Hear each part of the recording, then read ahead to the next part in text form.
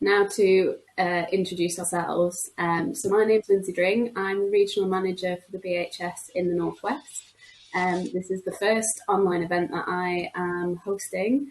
As you probably know in your areas, the regional managers tend to spend a lot of their time going out and about, delivering events and sessions. But with the current situation, we're having to work a little bit differently. So some of you might have already attended some of these events. But I mean, the great thing about these being online is we can reach you anywhere in the country. So some of you I may know if you're from my area, from the Northwest. Some of you I won't, but feel free to introduce yourself and let us know who you are and whereabouts you're from. And then this is Guy Bennett. Guy is our BHS campaigns and marketing manager. He's got a wealth of experience, and I've worked with Guy now for about 2 years, and I've certainly learned a lot, and the information is really very practical, and he now has a very good understanding, because I've forced him into it, to understanding how the equine industry works, and what some of the challenges are. So between us, we'll hope to give you some really good content today and lots of useful information to take away. Yep. So without further ado, Guy, over to you, I'd say. Yeah, right, I'll just share my presentation. Hopefully you can all see that, okay? So thanks for coming to our Make Time for Marketing presentation. We will... So this is session one. Like Lindsay just said, I am Guy Bennett. I'm a marketing professional. I've worked in a lot of different sectors.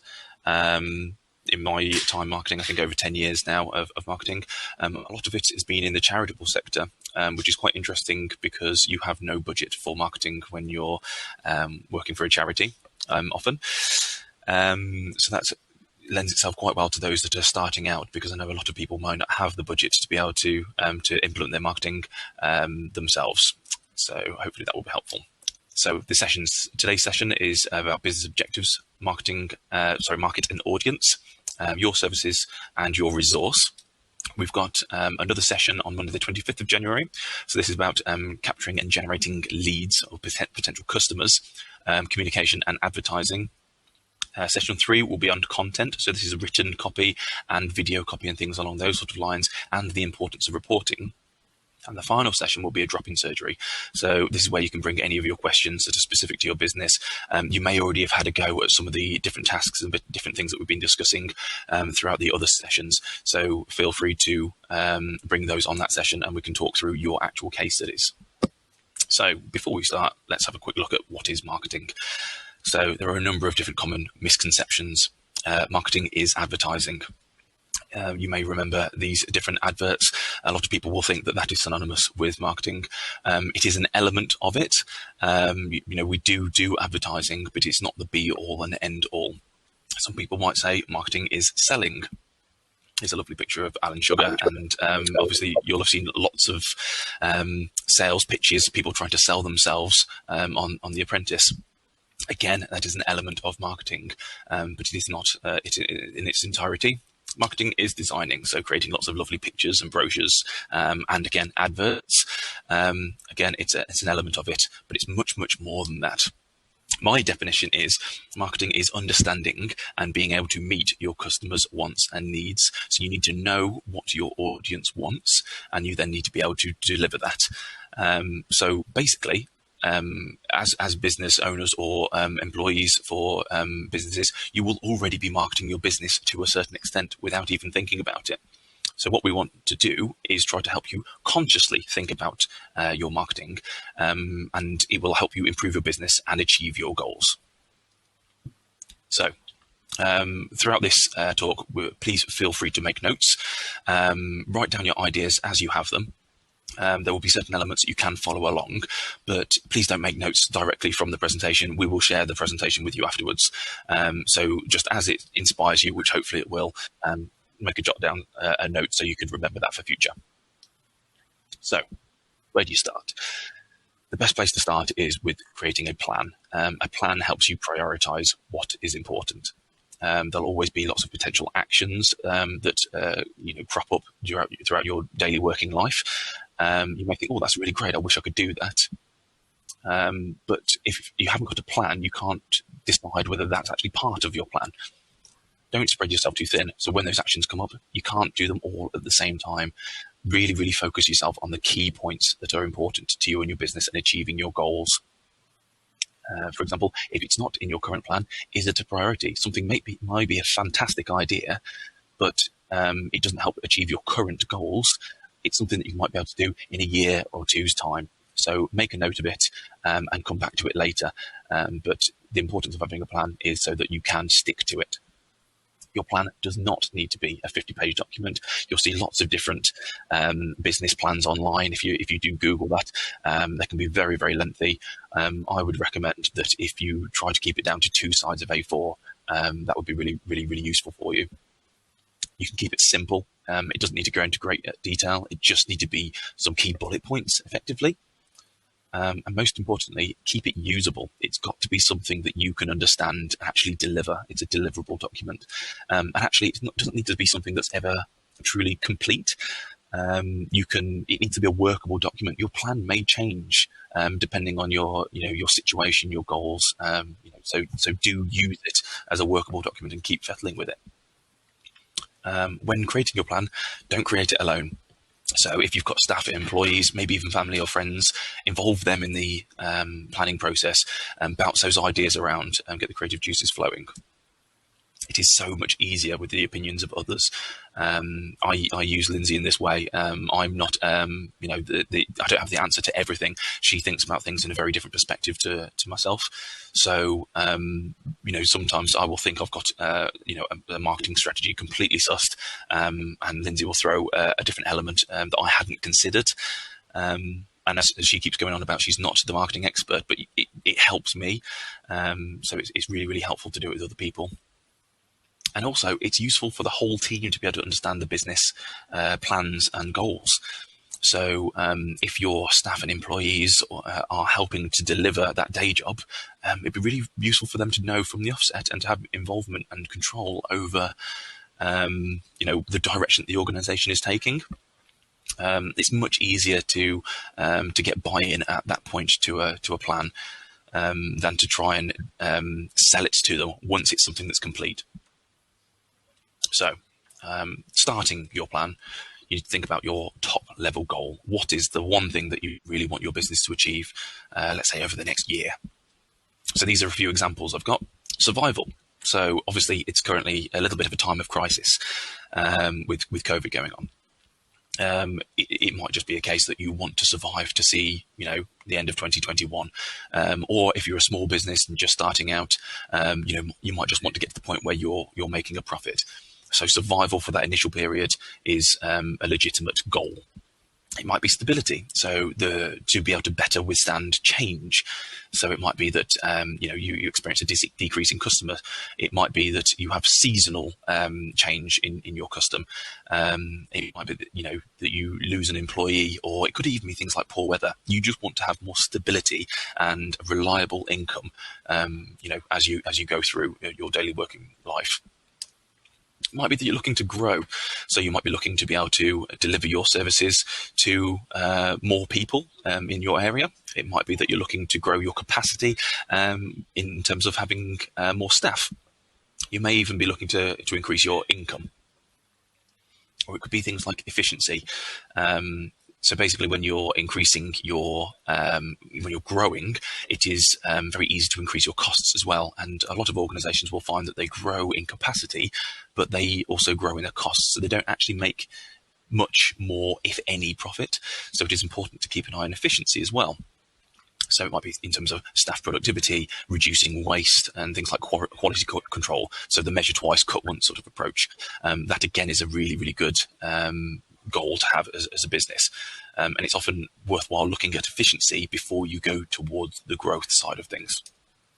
So this is my expertly drawn 2 sides of A4 goal. I would like you at some point to make a note of what your goal is. Feel free to steal one of those 4 or think about another one that's more relevant for your business, but try to keep it really, really broad at this point.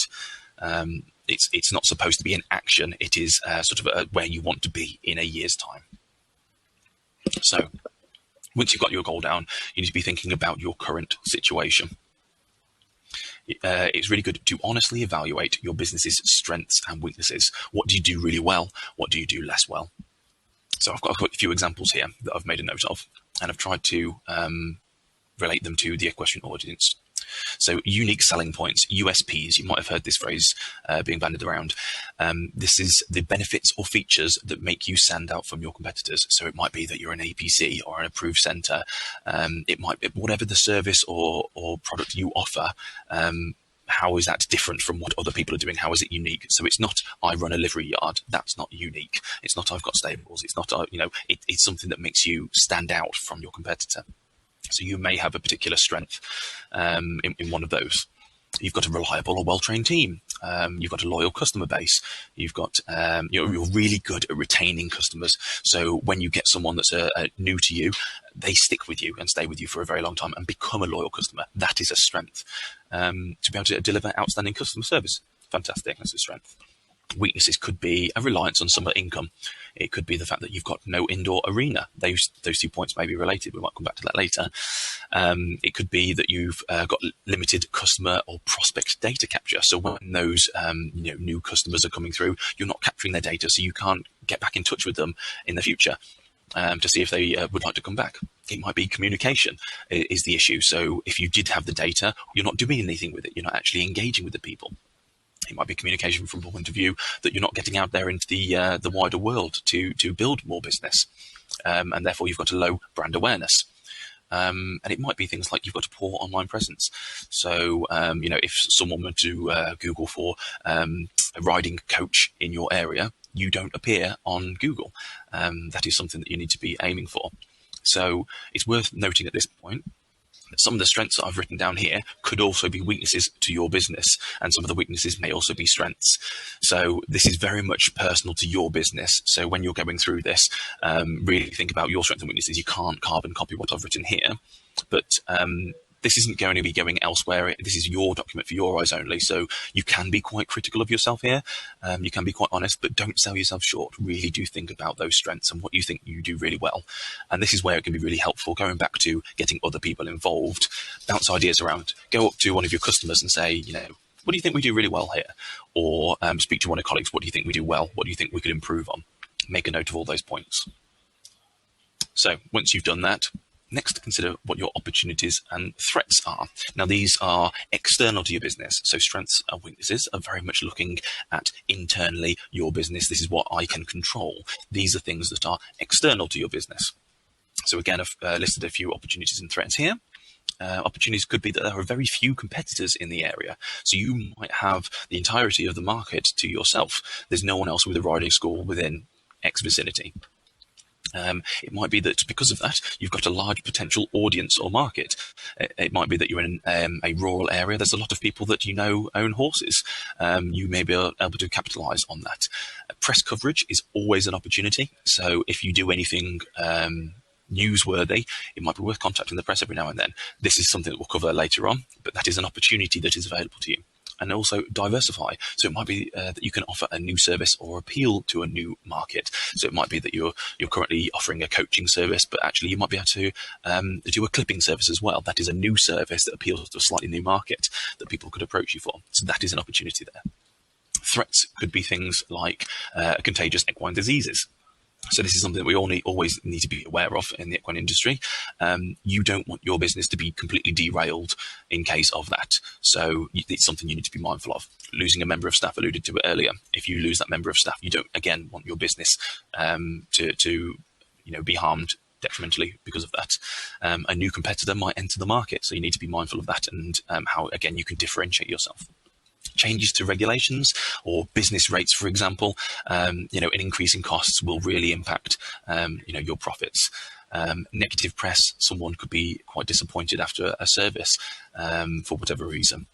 They might have gone to the press. That is something you could need to be mindful of, and increasing costs in general. So what do we do with these? This is basically a SWOT analysis. So SWOT stands for strengths, weaknesses, opportunities, threats. It helps you to develop an action plan. So you can see them here on these axes. So that is the goal of what you're trying to create. You can have as many or as few points in there as possible. But what I would say is that is item 2 in your plan. So feel free to add that to your plan. So how do you use this? Now we've created it. The idea is to build on strengths, to overcome weaknesses, to take advantages of opportunities, and to mitigate threats. So you'll look through some of these points and you might instantly think of actions that you can implement to help your business.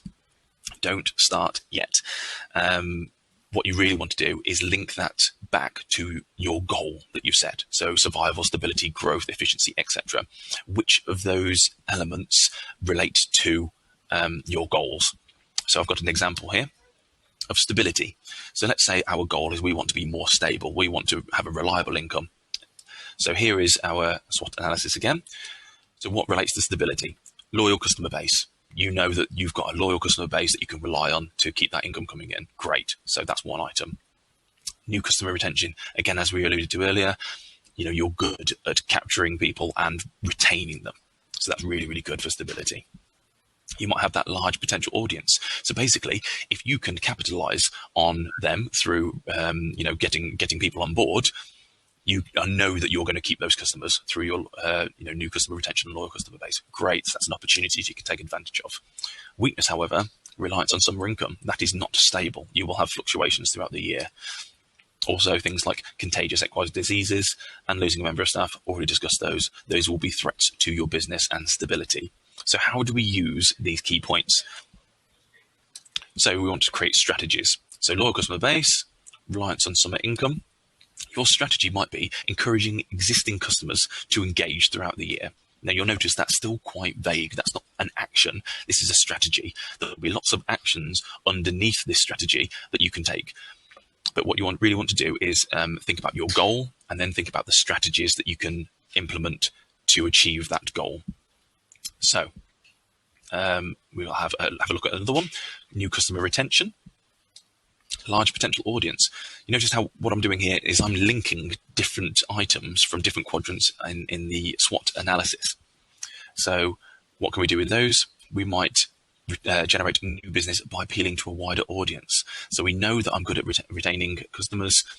We know that there's an audience out there. So you're filling in the gaps there. How can we reach those people? I need to appeal to that wider audience. So within that strategy, you might have things like a communication strategy. How do I engage with them? Lead generation, all these different sort of things. Might be advertising as well in there. So how am I reaching out to them? And then things like the threats. I've got 2 here, contagious equine diseases and losing a member of staff. Your strategy might be develop a plan for business continuity. So within here, it might be you do a risk assessment. Think about all the different risks that are facing your business. It might be that you do a skills analysis on your staff. See who can pick up the slack if a member of staff leaves, for example. Might be something like I need to implement a quarantine area in my business. All these different sorts of elements, they are the actions that will become part of your strategy. There are lots and lots of potential strategies. I'm not going to go into great detail on this because this isn't an exhaustive list. I will share this presentation with you all afterwards, but here are just a selection of other strategies. They will all depend on what your goals are, so there's not really much point in me going through all of them here. But that is definitely something that you can ask about questions when we get to that point. So prioritize your strategies. I wouldn't recommend picking more than 4. You might have a list like this of strategies and think, I don't know really, where to go. I can't do all of those. Prioritize them in terms of quick wins, less than a month to implement, do you think? Short term, 1 to 3 months, medium term, 3 months to a year, and then long term, 1 to 3 years. So I would say prioritize your strategies. Pick 4 that are the going to have the most impact immediately, and then guess what? Add them to your plan. So, just before we move on to actions, Guy, either you're doing a wonderful job and there aren't any questions at all, but I just want to remind people that you've got the raise your hand function or the chat function. If you do want to ask any questions, we will take questions as we go. Thank you, Holly. That's really kind. And also there will be an opportunity at the end if you do want to ask anything specific. And don't forget the 4th session is going to be a surgery session, so we can get really into detail. But a lot of what Guy's covering will go into a lot more detail in the future sessions. So yeah, Definitely. with Holly being happy, at least we'll crack on. So that's great. Thanks, Yeah, do Guy. feel free to give me feedback as well. It helps me keep going. So, like I said, from strategies, you can create actions. As I already mentioned, these strategies, they are quite broad, and that is deliberately so. That's because there will be a number of different actions that can be undertaken as part of these strategies to help you achieve your goal. So always think goal, strategy, action. So I've got an example of some actions. So if the goal is stability, here are the 3 strategies that I've employed. What actions will we be taking to encourage existing customers to continue to engage throughout the year? So we might develop a quarterly customer newsletter. We might make sure that we're posting regular social media updates. We might start upselling existing services. So you've got people engaged with one, but they're not engaged with another. Why not? Let's, mention it to them. Make sure that you're mentioning to it. You might develop that new service that we were talking about. So each one of those, you'll notice that they all link back to your strategy. Generating new business by appealing to a wider audience through creating a plan to regularly update your website. So this will be something that we go into in a future session. But the more frequently you update your website, the better Google indexes you. So this is, appearing and having that online presence. You might develop that communication strategy that I mentioned earlier. You might optimize that online presence. Again, that links quite nicely with updating your website. And you might even try things like social media advertising to appeal to a new audience. So to develop a plan for business continuity, like I said, you need to identify your risks. You need to consider what it will impact, what areas of your business each one of those risks will impact. Plan for contingencies. And it might be worthwhile creating processes as well there so that you know what to do. These are just example actions for this exact scenario. So what I would say is it might be quite difficult for you to come up with actions at this point. Please don't worry about that. Obviously, I'm the marketing expert here. I do this for a living. I come up with different actions to help solve these problems or, for these strategies. I recognize that that's not your area of expertise. These sessions are designed to inspire you and to give you some suggestions for the different actions that you can take. So we'll be quite light on the actions for this session because it's very much focused on planning. But session 2 and 3, we're certainly going to be giving you lots of actions. So there'll be lots that you can get your teeth into in the future, which is basically what I've just said there. But if you do have some actions that you think would be worthwhile implementing, give it a go, chuck it in your plan, do create a table like that, and it will help. And as I said, that's pretty much your plan in a nutshell. That is 2 sides of A4. That is something you can share with colleagues, and people will be able to look at it and go, okay, now I kind of know what it is I'm trying to achieve here. Just to cover what I mentioned a little while ago, if an opportunity comes up and it's not in this plan, is it something you need to be focusing on right now? So this will happen. You need to look back at that goal and say, right, I've got an action. It's something that's landed in my lap. I can do this now. Someone might cold call you and say, hey, do you want to do an advert for your service? Am I looking to grow my business at this point? Is that my goal? Actually, no, thank you. That's not something I need to do right now. It might be something I'll take your details and I'll make a note of it for future reference, but don't be afraid to say, no, not right now, because it's not part of my current strategy. Okay, we've got a great question here. Holly said, how often do you think we should review our plan? That is a really good question. I think it depends on success. So at some point later on, we're going to be looking at things like reporting. If you've got an action to achieve a strategy and it's just not working, then it might be worth revisiting certain elements of your actions. So like I said, this is supposed to be a working document. The further down this document you get, the more is going to change over time. But things like your goal, that should remain the same for, say, a year. I'd review it every 6 months to a year, make sure you're still on track. Obviously, I mentioned that something like survival is a very short-term goal. You need to be looking to survive, 6 months to a year. So I would say that, that would be something you'd review consistently. Your strengths and weaknesses, depending on your actions, they might change.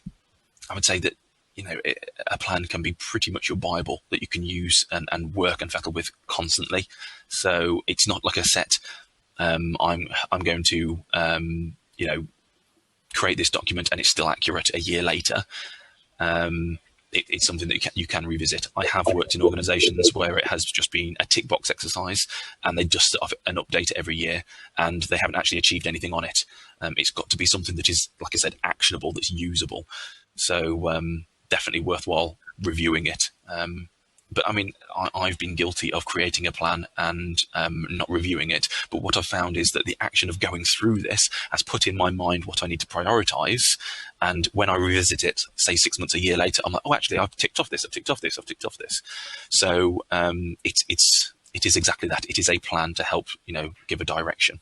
And with that in mind, I guess it's a nice benchmark to see where you're at.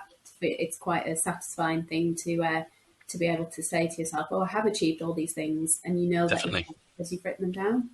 Yeah, definitely. I mean, actually, what I would recommend for that, for seeing your progress, save your second iteration of the plan as a different document and see, where you've come from.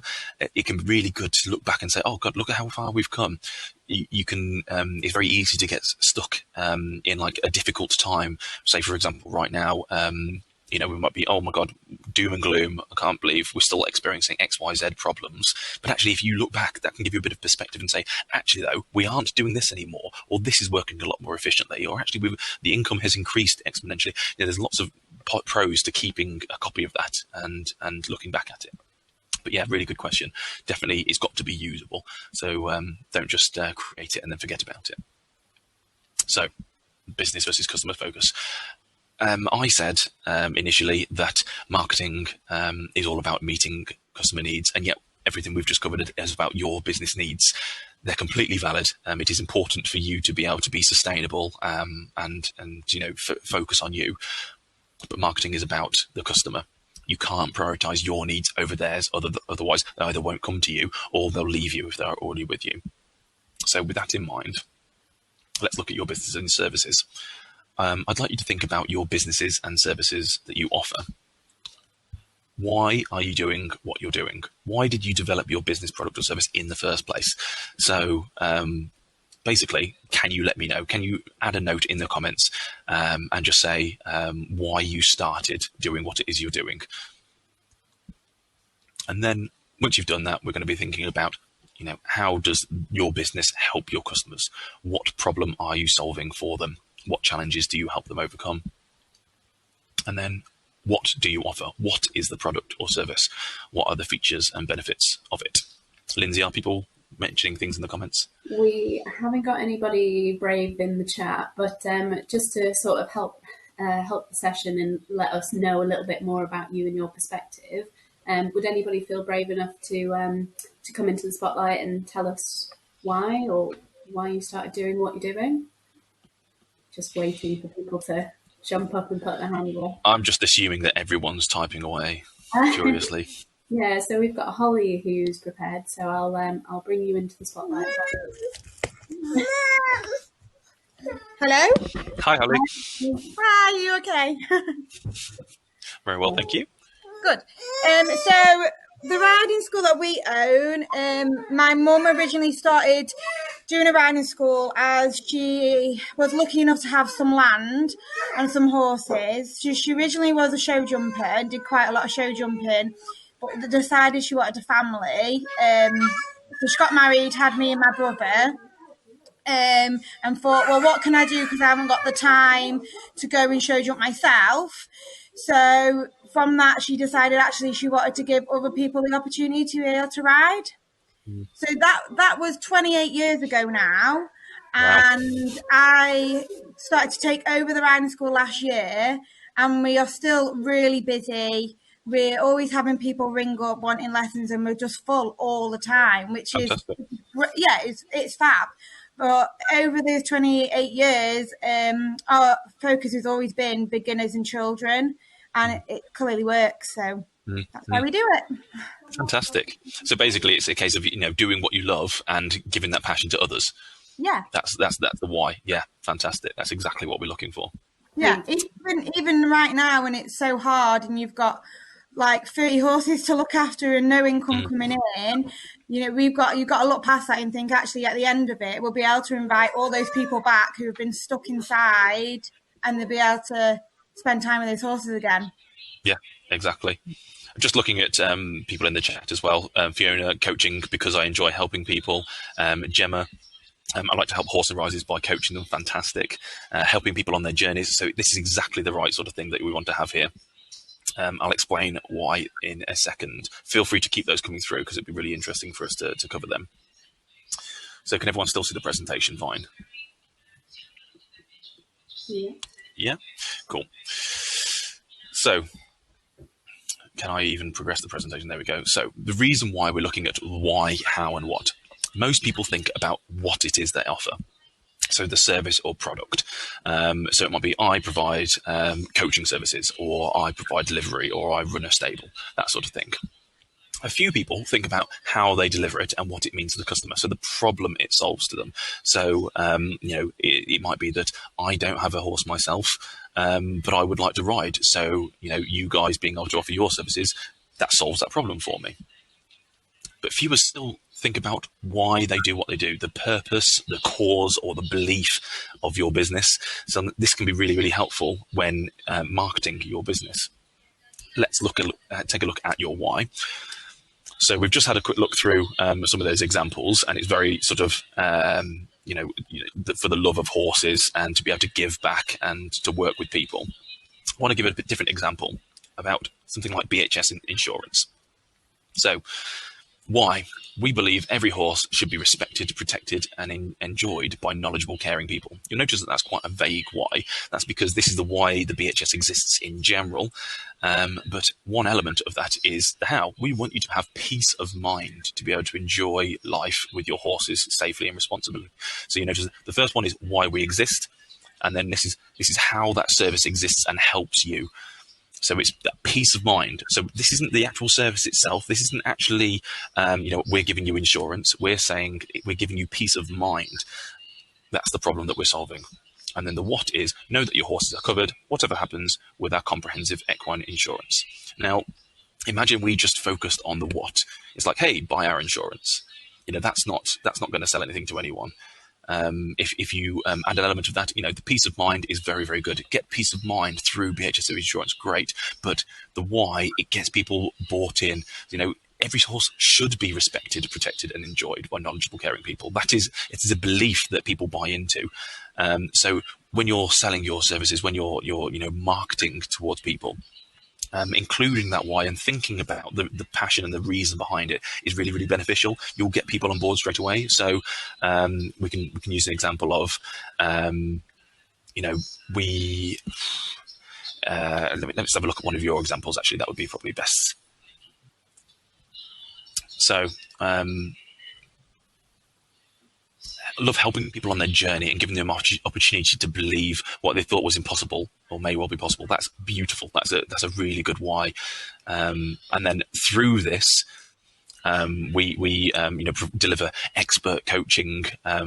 We can give you and help you achieve your goals. That is a brilliant how. And then through the what, through the training or the coaching or whatever, that is a really, really good way of selling and thinking about your business. So how you deliver your services. So put yourself in your customer's shoes. What should you look for in a business like yours? What are the needs that you fulfill? So these may not always be part of the core service. So going back to that, stable example, yes, I'm putting a roof over a horse's head, but there's much more to it than that. It's not just about I deliver coaching. It might be that, safety and security for both you and your horse. That's what the problem is that you're trying to solve for people. It might be that we're ensuring your horse is healthy and happy.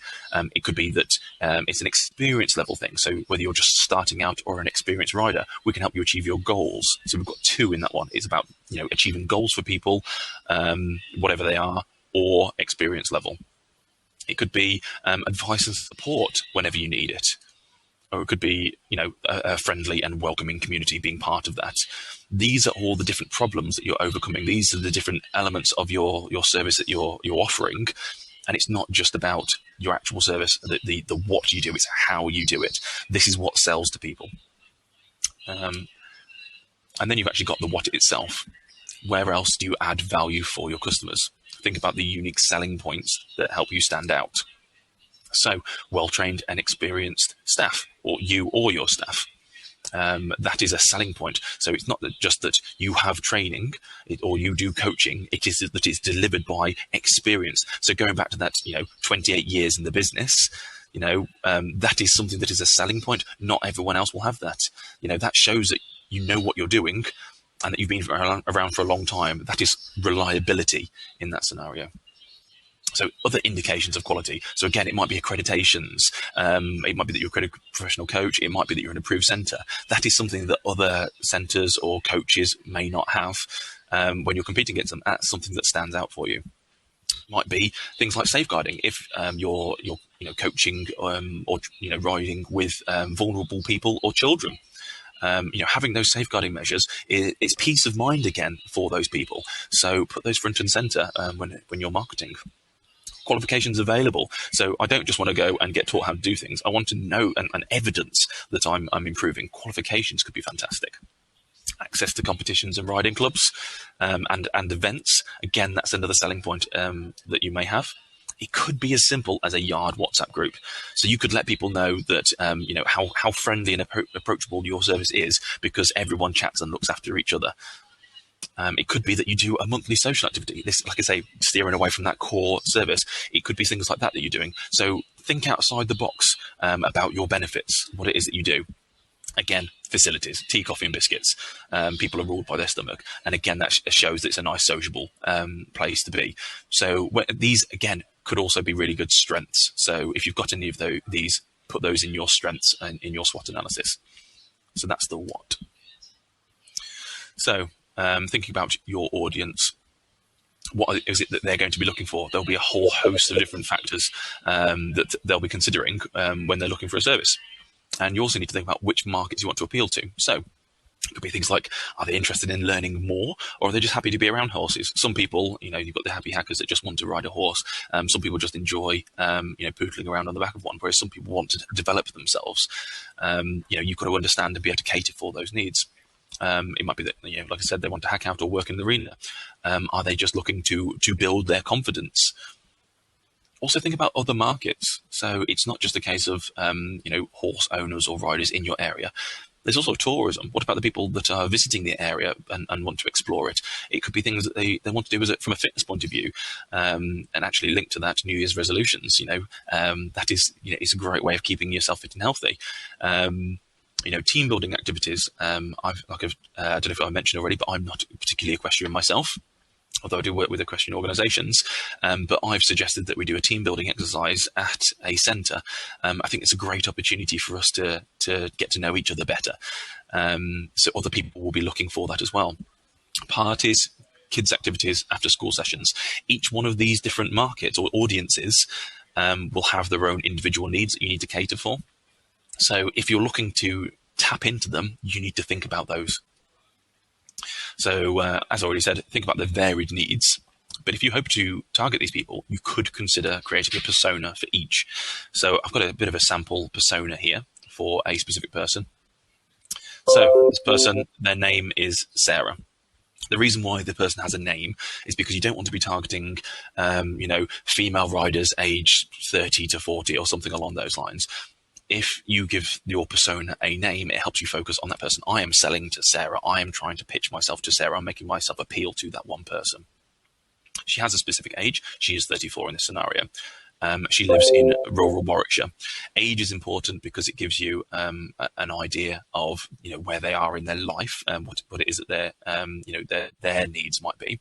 And location is important. There's no point you targeting someone in Scotland if you are in the middle of Warwickshire. So what are their interests? Mountain biking, dog walks, reading. This isn't equestrian. That's because this person isn't an equestrian currently. Basically their interests. This will help you, target what it is that they're interested in and the places that you might be able to appeal to them. Where are they active? They will be on Facebook, Instagram. They might go to the gym and they might enjoy going to country fairs. So how do you appeal to these people? This will give you an idea into the communication streams that we will implement to try and appeal to them. What is their motivation for starting? It's really important to know what their motivation is. So obviously a team building exercise will be very, very different from this person here who is literally just wants to ride and always has done, always wanted a horse since they were a child. It's important to think about their monthly disposable income. So have a job role in mind, and what sort of income might they have from that they can spend on it. Because obviously there's no point you saying this person wants to do a lesson every single day for every month. It might not be sustainable. So really think about what their budget on horse riding might be, and also think about that if they wanted to do horse riding, they might want to buy all the equipment as well. So how much can they afford to spend on their hobby? What's their riding experience? Again, this person, they've been, in my scenario, they've been pony trekking once as a child. If you're targeting that team building exercise again, it might be that they've had no experience whatsoever. So you've got to cater for that. What are their goals? This person likes the idea of jumping, but really, really wants their own horse. What are the pain points? So in this scenario, they're unsure where to start. So at this point, they might start Googling it. They know they want to do it, but they don't know how. So it might not be that you can reach this person through communicating directly to them, because as we've seen here from their interests, mountain biking, dog walks, reading, that's not somewhere that you're going to be going out and targeting. It might be that you need to make sure that you're optimizing your Google to be found page one of, I'm looking for a riding school in my area. That's what you need to be focusing on. Their lack of equine knowledge. So when you're catering for them, you need to be thinking that they're an absolute newbie. You need to be really friendly and approachable and offer the fundamental advice when dealing with this person. Also, pain points, they're afraid of clicks. So they've heard that it can be quite an elite sport from, friends or whatever, that it can be quite clicky. In this situation, you need to make it seem as approachable as possible. So if you do a customer persona like this for each of the audiences that you're looking to target, or even your current customers, it can really help you think about all these different elements and focus your business to meet their needs. Now, what I would say about this is really, really helpful for ensuring that your services can meet those needs. But you may have already noticed this is starting to touch on communicating to the target audiences. So again, this is something that we're going to be putting together later on in other sessions. This will be really useful when creating your communications plan. So looking at the why, how, and what, and then the customer persona and how you're communicating to them will be really useful for when you're writing website copy, creating social media posts, putting a newsletter together, or advertising. So it is absolutely fundamental to get these points ready, so you know what you're talking about when you do get to do that. Because at the moment, if let's say you picked up one of those actions and thought, great, I need to write a newsletter, you don't know who you're writing it to yet. You don't know what it is that you're trying to sell to them yet. That's why you've got to go through this process and really think about that. The worst thing is looking at an email that you've sent out and seeing that it's got no engagements, no one's clicked on it or anything. That's because you haven't targeted it to the right audience. So you really need to do this first. Next, we're going to think about your resource. So let's start off with time. How do you make time for marketing? So remember, time spent on marketing is an investment. So it might seem difficult to find the time in the first place to do this. But once it's set up, you'll spend much less time on it. It becomes part of the day job. It becomes much, much easier. Now, you've obviously all managed to find an hour and a half to do a little bit of marketing to come along to this talk, so that's absolutely fantastic. And obviously there's going to be a number of talks, which would be great. If it's like just an hour and a half every 2 weeks, like these sessions, and that's when you pick up your time, that can be really, really beneficial to you. Setting that regular routine now you've started on it. Having that plan that we discussed about, knowing what you're trying to achieve gives you focus. So it can seem like it's almost overwhelming. There are so many different things that you can do to try and improve your business. But having that plan with the goal, the strategies, and the activities that you're going to do helps you focus on the stuff that is important. So create that plan first and stick to it. Don't get tempted to add too much to it. So objectives, set realistic but short deadlines. So marketing plan, I will complete this by, you might want to say, I will complete this by the next session, or at least get to the point where, actions are, do your strengths and weaknesses and come up with some strategies. Because if you do that, you might be able to share what you've done with us, and we can have a look at it and give you some advice on it. So that would be a really good deadline for you to stick to. And I've already said allocate some time to the marketing every week if you can. It might be the case that you have a cancellation at some point for one of your services. And rather than spending your time calling around lots of different people trying to fill that cancellation, maybe allocate that towards some marketing. Make time yourself. That could be really, really helpful. And get ahead of yourself when you have time. So, great example of this might be things like social media posts. It might seem really, really arduous to write a social media post one at a time. Whenever you think about it, it might not be something that's your priority. So therefore, your social media presence is a bit sporadic. What you can do is you can plan posts in advance. So just write a list of lots of different social media posts talking about all the things that you want to be raising awareness of, all the services that you're offering. And you can schedule those in advance so you can get ahead of yourself. So when you are then busy and you're not able to do social media, you know that at least something is going out and it's starting a conversation and keeping your social media engaged. You can do that across the board with lots of different marketing activities. So do get us ahead whenever you have time. Capacity, very much linked to time. So this is a great one. Ask yourself, if you haven't got time to do any marketing, do you actually have the capacity to deliver additional services if your marketing was successful? So if you're sitting there thinking, oh no, I couldn't possibly, but then you're saying, I want to grow my business, that doesn't marry up. Maybe your goal isn't growing your business in that case. Maybe it's actually the efficiency and reducing the costs. That might be a different objective. So maybe your time would be better spent in that way. Don't make excuses for yourself. It is worthwhile, I assure you. Going back to that plan, like I said, it helps you prioritize. Pick what will be most impactful with your objectives in mind and continue to do that. And actually, equally on that prioritizing, if you think something isn't working, then don't continue to do it. There's no point, chiseling away. Some things take a lot of time to come to fruition. So it's worth giving it, a fair crack of the whip. But after a period of time, if you're seeing no return, you're just going to have to stop. It's obviously not beneficial for your business or with your audience. As I already mentioned, make use of downtime. You can always find something to be busy about in this industry, but make sure one of them is marketing. Do think about it. And work smart, not hard. I mean, it's an example that I've heard a lot of, when there are cancellations and you're going around and calling lots of people.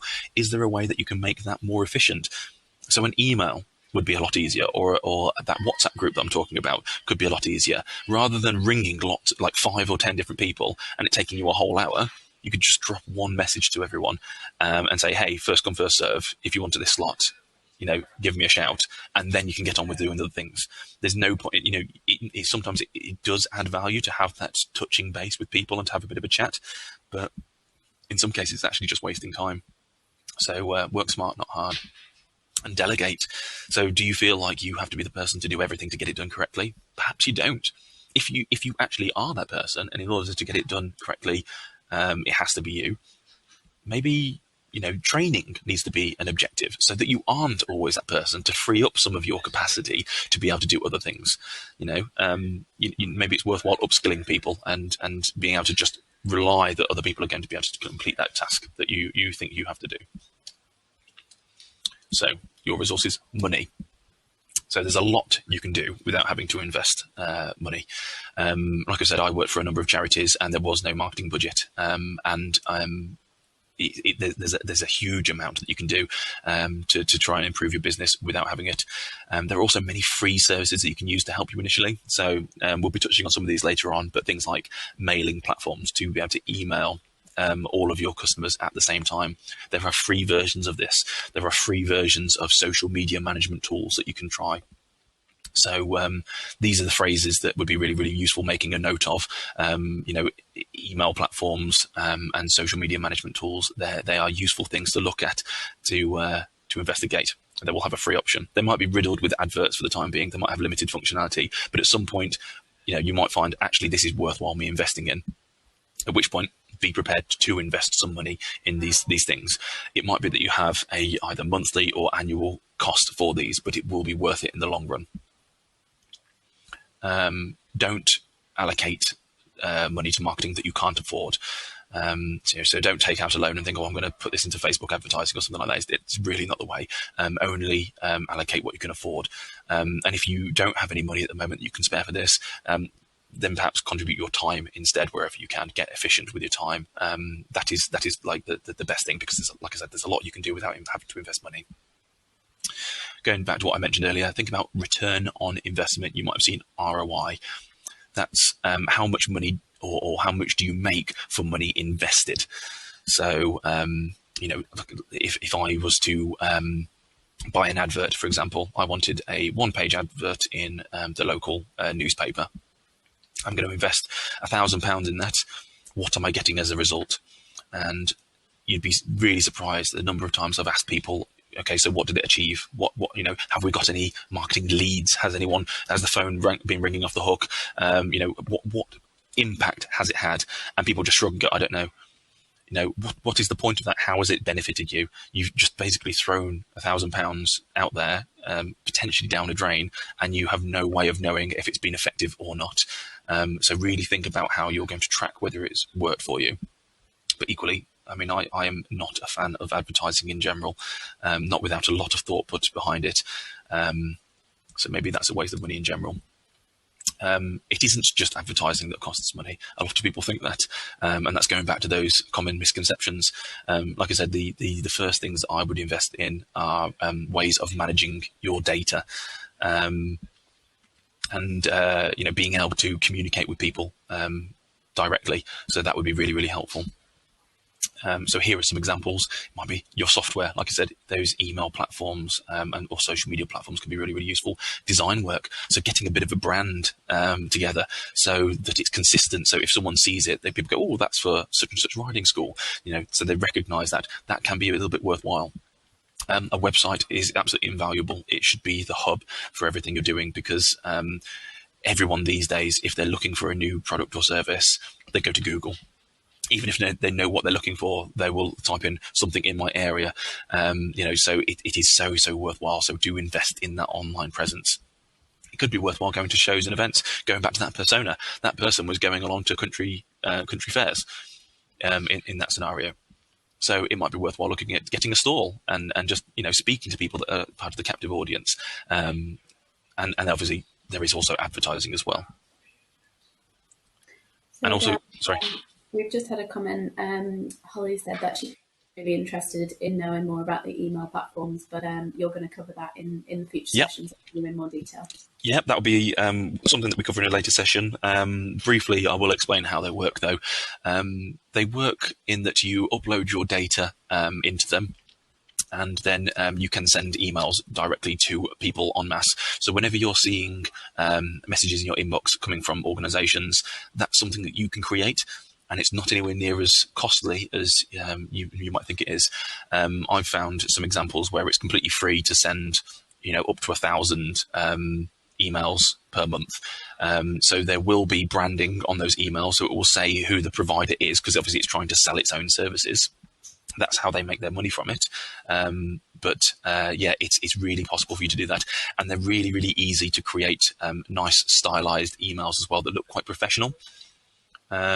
So it's definitely something we'll go into in a little bit of data in one of the later sessions, but very, very useful. And actually worth mentioning as well, you can actually automate this as well.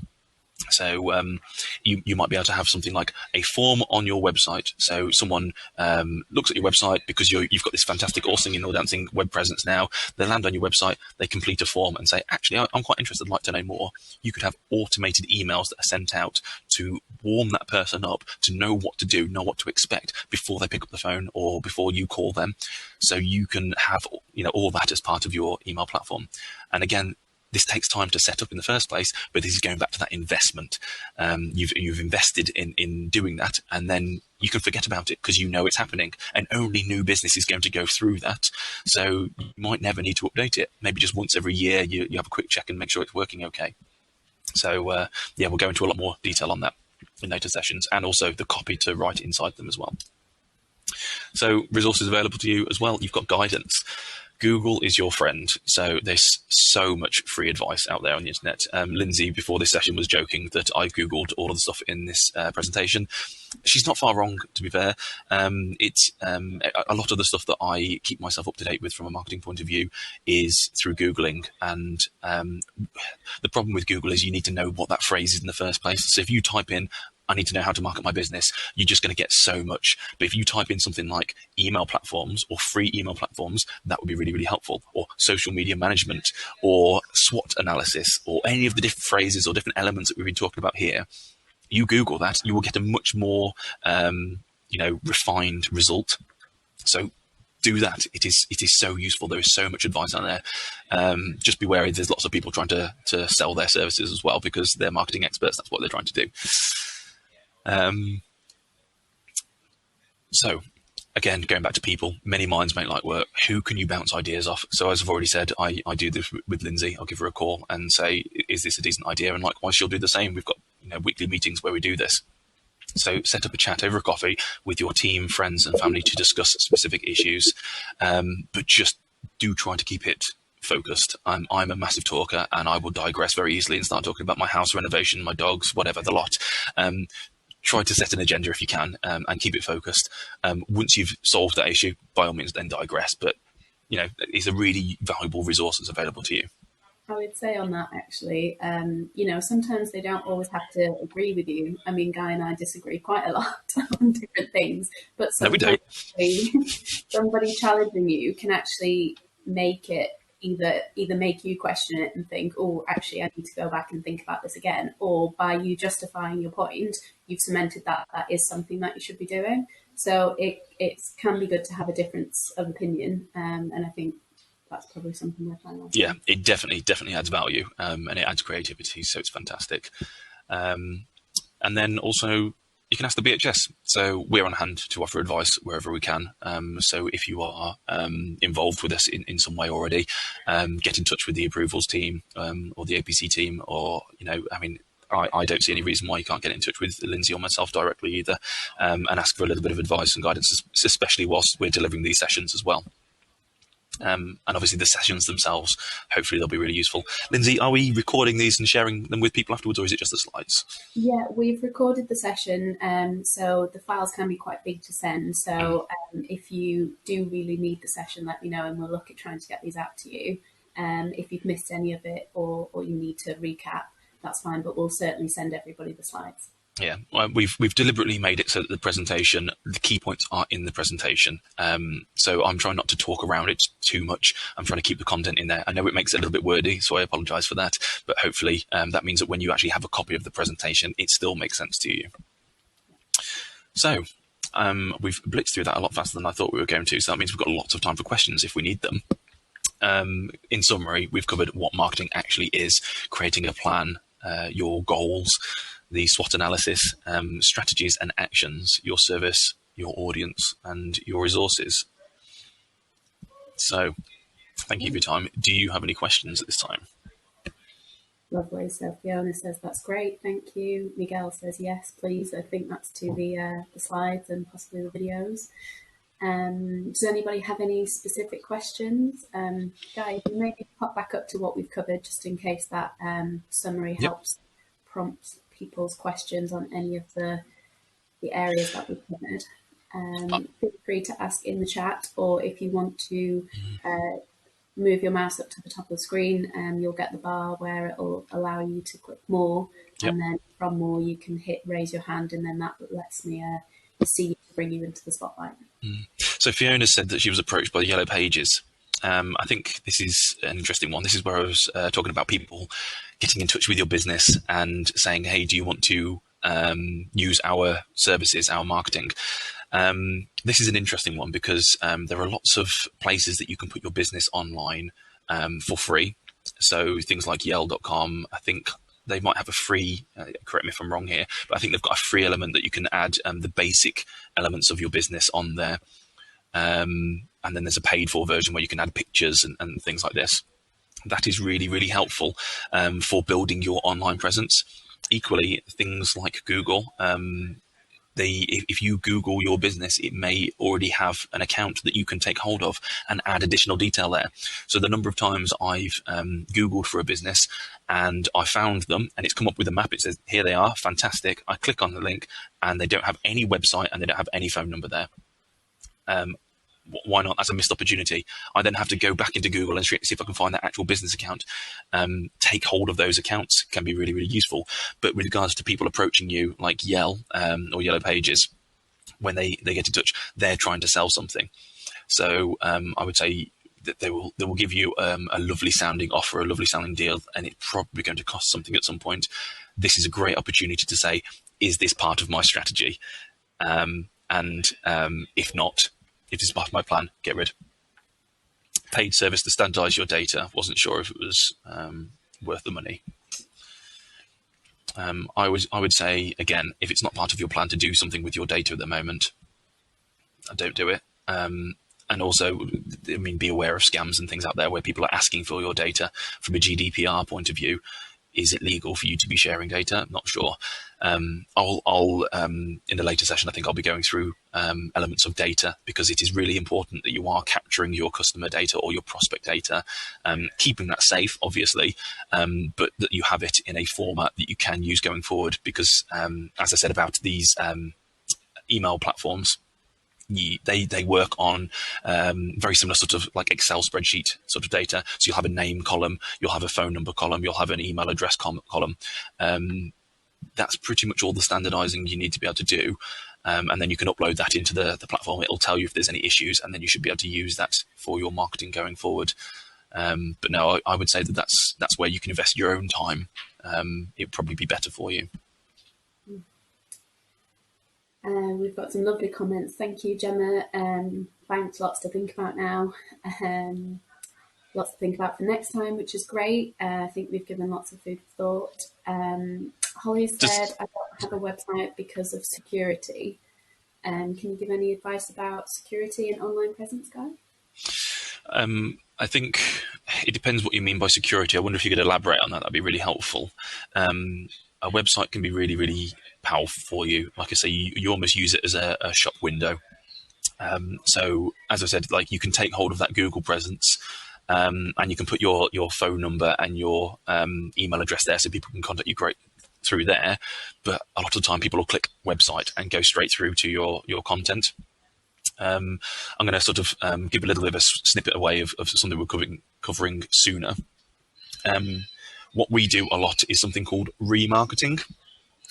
This is where basically if someone lands on your website, you don't need to know who they are. You don't need to contact them in any way yourself. You can set up marketing that will follow them around the website. So basically, this means, like, you'll probably see this if you do any online shopping. You go on Amazon, for example, and you look at a specific product, and all of a sudden that product will follow you around for the next month, and you can't forget about it because it's front and center. That is remarketing. You know, these cookies that you see when you land on someone's website and you accept those cookies. When you're accepting that, it allows them to track you anonymously, completely anonymously, but it allows them to track you and see what you've engaged with. That is really powerful if you use it yourself. So say, for example, someone's thinking of looking for a riding school or a coaching service in their area. They've been on your website. You don't know if they've been on your website, but the cookies have tracked that they have. If you've got any marketing that is set up and you literally set up your audience as anyone that's been on X page of my website, I want them to receive this advert, that can be really, really powerful. So if you think about where your money goes, talking about the investing in your business, rather than just throwing an advert out into the ether and hoping that someone's going to pick it up and not really thinking about who you're targeting, it can be really, really powerful to say, I know this person has been on my website. They're already kind of interested. That's a much warmer lead than just a random person off the street and getting your advert. So that's a really, really useful way of engaging with people. So a website can be really good for that. Equally, if you, let's say you write a news item or something on your website, what you can do is you can write that, put that on your website. That is a link through, directing people from wherever you're sharing that news item to your page. You can then use that to link through to other pages of your website that will help you convert that lead. There's so much. We'll cover this in later sessions, but honestly, a website can be really, really useful. You say you don't want to give your address out because of a lot of thieves. Yes, I think if it's a reliable service, a reliable website service can be really, really useful. A lot of these things will be password protected, and people can't access your data. And it's really easy to set up your own website, and it feels like a reliable service. If you've set up a social media account, a website feels exactly the same behind the scenes. It feels like you're entering your bio and your information the same way as you enter about your business. So it's really, really easy to do, and I think it would be worthwhile looking into for some of you potentially. It's not absolutely essential, but it can be very, very powerful from a online presence point of view. Any recommendations, Guy, on a good company to use that doesn't cost the world? I assume this is for a website platform. What I would say is look at reviews. So again, now you know what you're looking for. You're looking for a website delivery or something. Google it, but don't click on the top adverts. I would say you want something that's going to perform well for you. The people that are appearing at the top of Google have paid to appear at the top of Google. So I would say that you don't necessarily want those guys. They're not there by merit. They're there by paying for it. So look at the reviews and see what other people have said. Same with if you're buying anything, have a look around. But I mean, if you wanted to have a look at those and come back to us and say, who is it that you've looked at, that would be really, really useful. You'll probably recognise some of the names. But I would say do a bit of research into it. Great. I'd be interested to know as well what everyone thinks their goals might be at the moment, actually. I don't know if anyone's thought about that. So we've got from Fiona, would you have a look at my site and give some feedback? That's definitely something we could look at in the fourth session, Fiona, week 4, which is the surgery. We can have a chat about your website and some good points and areas for improvement. Yeah, what we'll be doing, I think, is we'll be talking about websites in general and what makes them perform well. So that'll definitely be in one of the later sessions. So we'll go into quite a lot of detail, because actually the best thing would be for you to look at your website and go, actually, I remember what Guy and Lindsay said, that this doesn't work. And for you to be able to critique the website yourself, and learn. But definitely, I think we'll be able to have a look through in the fourth session, and it'd be useful for other people to see what it is that you've done. I've just had another thought as well, going back to collaborating with other people. We've got a little bit of a group here with lots of people that are sharing ideas. I think this could be sort of a bit of a consortium in its infancy, where people can share and discuss the advice discussed here. I don't know if people would say that they're looking to share their details with others, but you could have a call, have a separate chat with people on a Zoom meeting or something like that, and discuss exactly these things and critique each other. That might be helpful. Yeah, for sure. And I think that's a really good point that you raise. If you do the work to look at what you think you might want to change about your website, and then it's a lot easier for us to then say whether we think that's a good idea, and that allows us to ask the questions of, well, what is your goal? And just doing what we were saying earlier about bouncing that off and checking that it is the right direction to be going in, and that's certainly what surgery in week 4 is going to be for, in session Definitely. 4. So we've got some goals coming through, which is nice, Guy. Developing my coaching and more online. So I assume that's sort of knowledge and education, developing your coaching. I would say that goal, Gemma, that one is it's more of a strategy. I would say think bigger than that. So a step above that, what is it that your business is trying to achieve? And then as part of whatever it is you're trying to achieve, there will be a strategy of, I need to develop my coaching more online. And then there'll be actions underneath that. So think a level above that if you can, would be quite useful for you. Holly, survival this year. Yeah, that's a reasonable one. I think everyone's trying to survive this year. Outdoor arena, that very much sounds like it might be a strategy as well.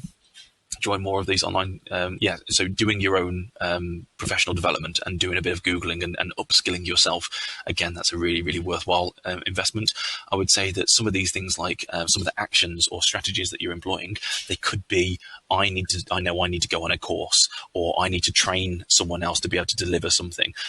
These can very much be the action. So it doesn't always have to be delivering something to the customer. It can be sort of an internal development as well. And that's a lovely action, isn't it, really, there, Guy? Join more of the online training. That's definitely something which you can measure, and then you can go back and review and say, yeah, that was a short-term goal, I ticked that off. So yeah, that's great. Yeah, definitely. And what I'd say here is, as well, actually, I mean, I know this is Make Time for Marketing. My background is very much business and marketing. I think they're almost synonymous with each other. What we're covering here is almost like business goals rather than marketing goals. But I think, you can't have one without the other. So what we're actually doing is we're making time for you to think about your business as a whole rather than marketing. But so we've got another great goal here from Amy. Now I have an online platform to grow it to complement my face-to-face services. Any feedback on that, Guy? Is that a part of the goal, or would you say that was more of a strategy? Yeah, I think, I mean, complementing my face-to-face services, I want to have an online platform to complement my face-to-face services is very much I think that's a strategy. And then the goal would be, going back to the strengths and weaknesses here, it might be the fact that currently we're in a difficult climate. You're not able to do face-to-face training. So the weakness would be, I'm not able to do face-to-face training currently. An opportunity is an online platform to be able to deliver something face-to-face. And then you combine those two together and you create, it might be, I need to do exactly what you've just said there. So I think that, that's more of a strategy to me. I guess the question maybe to think back and ask yourself, Amy, is the goal to stabilise, or is it to grow? Or is it because you're trying to become more efficient? Is it survival? How is that to grow? Wonderful. So Amy thought about that. That's about growth for her, which is great. Perfect. Yeah, definitely. I think this is it. Like you say, complementing the face-to-face services. I mean, this is something that, talking about a survival goal, sometimes what will happen is you'll implement things from a survival point of view that actually you think, that really adds value in the future. So, for example, we're doing a lot of these digital training sessions now at the BHS, and we've done digital events. This isn't something we'd done previously, and we did it just so that we can keep touching base with our audience. But if you think we're going to drop this, now we've started doing it, it is adding so much value. And as Lindsay said right at the start in the introduction, it means that we can reach out to a lot more people. So rather than people having to travel from, the Outer Hebrides to try and get to a session in Warwickshire, we can just engage with those people. Actually, probably not the Outer Hebrides. They probably don't have good enough internet. But I mean, we can engage with people remotely so much easier. So, it's think about transferring those things from survival, and that then will become a strength. So take those into account. Great. Another really great goal we've got, Sarah, expand reach and brand awareness, diversifying offerings from in-person coaching sessions. Again, I think that's reflective of the current climate. I think those sound like expand reach and brand awareness. I mean, these sound like growth to me, I think. And diversify offerings from in-person coaching. Yeah, I think that sounds like a sort of a growth side of things. So really think very, very top level when it comes to your goals. It's very, very easy to start going into actions or strategies and thinking, this is what I'm going to do. Don't think what I'm going to do. It's what do I want to achieve? What does the business want to look like in a year's time, for example? That should be your goal. Something along those lines. And then these are all, from what I can see, fantastic strategies. But it's really nice to see how you're sort of thinking about it already, which is really, really good. I hope it's really, really helpful. Yeah. No, it'll be really great to see that nice 2 pages of A4 coming together for people, and happy to give feedback on that. Definitely. It'd be really good to be able to look through those and to give some advice. Definitely. I think session 4, like you say, it will be prime for that, I think. Yeah. So I think we're about wrapping up there, really. Unless there are any other questions, comments, suggestions, we've obviously got a lot more to cover, but it's really about breaking this down. And the reason why we did it over so many sessions is so that we can really give you that detail Yeah, and really help you. Because the whole point of what I wanted out of this, which is why I wrote Guy into it, was because I think I wanted you all to get something which was really usable. There's lots of buzzwords and marketing jargon and things like that, but yeah. ultimately you need to be able to do something with that. So it's about breaking that down and making it useful. So we'll aim Definitely. If there are actually, yeah, sorry to interrupt. If there are elements like jargon that you don't understand and you think that you should, by all means, ask. Let us know what those things are. Oh, I've heard about X. Can you please tell me more about it? Hopefully, you don't blindside us with something that we've never heard of. That's not really great. fine. But I'll just Google it; it'll be fine. yeah, I'll Google it and pass it off as my own knowledge. But yes, I think definitely ask those questions. Like, we're not snobby here. We're not like, oh God, you don't know what that means. By all means, ask those questions. That's exactly what this was for. Just like Lindsay said, this is the fundamentals.